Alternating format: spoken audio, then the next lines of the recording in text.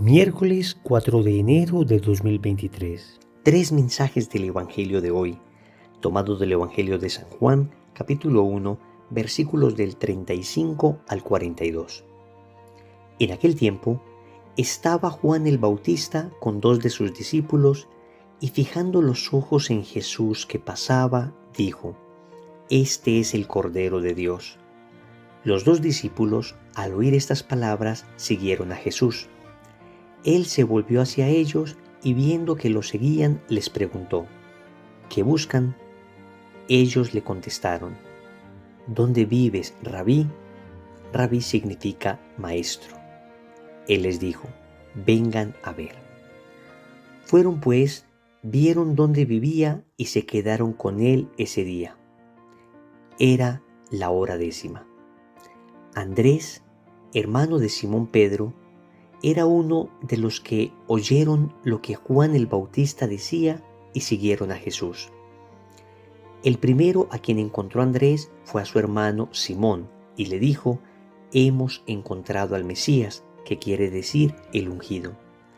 Los llevó a donde estaba Jesús y éste, fijando en él la mirada, le dijo: Tú eres Simón, hijo de Juan. Tú te llamarás Kefas, que significa Pedro, es decir, roca. Palabra del Señor, gloria a ti, Señor Jesús. El Evangelio nos presenta la vocación de tres apóstoles. Los dos primeros son Juan el Evangelista y Andrés.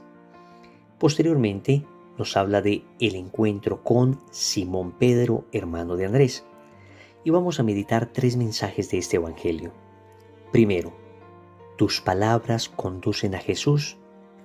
Segundo, ¿qué buscas? Tercero, la hora 10:00. Vamos con el primer punto. Tus palabras conducen a Jesús. En el itinerario de encuentro de Jesús con estos tres apóstoles a los que llama hoy el Señor, existen palabras que conducen a estos apóstoles a Jesús.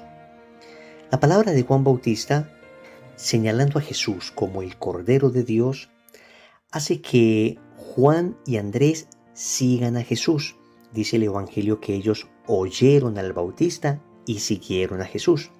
Posteriormente, la palabra de Andrés conducirá a Pedro hacia Jesús. Andrés le dice a su hermano Simón: hemos encontrado al Mesías. Y no solo se lo dice, sino que lo conduce hacia Jesús. De aquí podemos sacar una enseñanza. Nuestras palabras deben conducir a las personas a Jesús. Y hay una manera directa de hacerlo. Y vemos, por ejemplo, cómo Juan Bautista señala a Jesús como el Cordero de Dios, como Andrés señala a Jesús como el Cristo. Digamos que sería la manera directa de anunciar a Cristo. Pero existe también una manera indirecta, y es llevando a las personas a vivir lo que Jesús enseña. La pregunta entonces es: ¿nuestras palabras llevan a las personas a Cristo? De manera directa necesitamos formación, necesitamos conocimiento, necesitamos conocer muy bien nosotros a Cristo para luego contar a otras personas lo que Cristo ha hecho en nuestra vida y conducirles a Él. Pero es cierto que no todo el tiempo podremos estar hablando de Cristo. Entonces, en ese tiempo en que no podemos de manera directa hablar de Cristo, debemos hacerlo también de manera indirecta. Debemos estar viviendo y hablando de sus enseñanzas. La fidelidad, la honestidad, la verdad, la caridad, el bien. No hagas a los demás lo que no quieres que te hagan a ti. Encontrar en cada persona el rostro de Cristo. Cotidianamente podemos vivir en cada instante la palabra de Cristo y enseñarla y predicarla.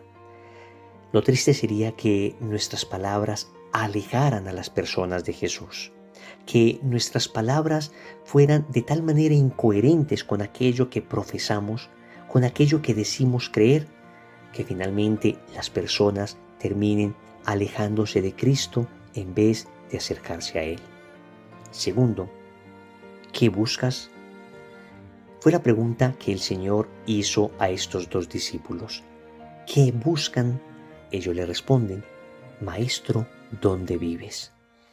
El Señor les dice: vengan y lo verán, vengan y véanlo. En el fondo, lo que estos dos apóstoles buscaban no era propiamente conocer una dirección, sino conocer a aquel que da dirección a la vida.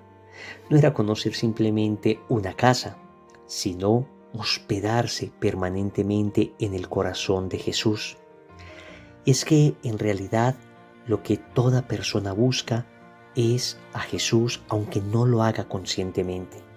Porque en el fondo todos estamos buscando la felicidad, y la verdadera felicidad solo se encuentra en el amor. Cuando se ama verdaderamente, cuando se ama como Cristo nos enseñó a amar, cuando se vive el mandamiento del amor en todo aquello que nos enseña Jesús, entonces se encuentra la verdadera felicidad.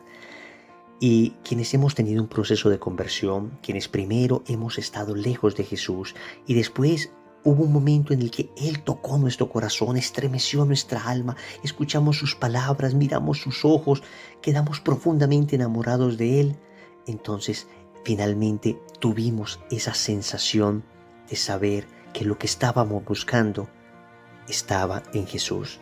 Esa sensación de haber llegado finalmente a aquello que quería nuestro corazón y no sabíamos bien qué era. Y cuando hablas con una persona que ha iniciado un proceso de conversión, entonces siempre te va a decir lo mismo. Hay una sensación como de llegar, hay una sensación como de encontrar finalmente lo que buscaba. Tercero, la hora décima. Y hay un detalle bellísimo en este evangelio.